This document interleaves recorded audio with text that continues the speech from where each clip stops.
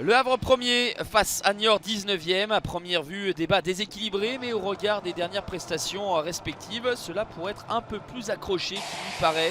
Le HAC a fait 3 nuls sur les 4 dernières rencontres, pendant que les Chamois ont enregistré 2 succès consécutifs, les ramenant à 1 point seulement du premier non relégable. Au match aller, le Havre s'était difficilement imposé à René Gaillard sur le score de 1-0 avec un penalty transformé par Victor Lécal.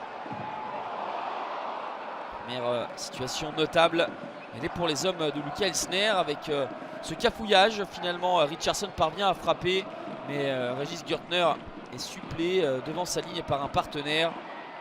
Le Havre essaye, insiste de nouveau avec cette volée topée de Samuel Grand-Cyr. Il rate un petit peu sa volée, l'ancien Troyen, mais finalement c'est ce qui donne davantage de difficultés à l'intervention de Mathieu Michel. Superbe claquette du gardien des Chamois qui permet à son équipe de rentrer au vestiaire sur ce score de 0-0. Au fil des semaines, c'est toujours difficile au stade Océane pour le HAC de faire le jeu et de parvenir à se créer des occasions face à des blocs bas, des équipes qui viennent pour aller chercher le match nul. Lors de la dernière réception, le HAC avait été tenu en échec 0-0 face au Paris FC.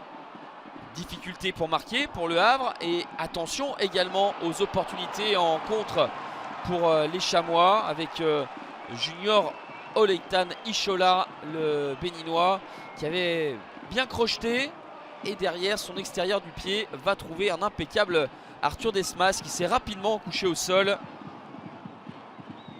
Junior Oleitan qui avait marqué il y a quelques temps un but somptueux, son tout premier en Ligue 2 BKT du milieu de terrain face à Dijon. Et finalement Niort, qui aura livré un match courageux, va encaisser un but à la 87e. C'est Quentin Cornet qui endosse une nouvelle fois le costume de sauveur, lui qui avait marqué 2 buts contre Nîmes, là où les affaires du HAC étaient compliquées à domicile face aux Crocos. Là c'était complexe aussi face aux Chamois, et Quentin Cornet qui jaillit pour marquer son 5e but de la saison et trompe Mathieu Michel. Forcément, dans les derniers instants, des espaces vont se créer pour les hommes de Lucas Elsner avec cette frappe enroulée d'Antoine Joujou. Mathieu Michel s'interpose, ça ne changera rien à l'issue de cette rencontre.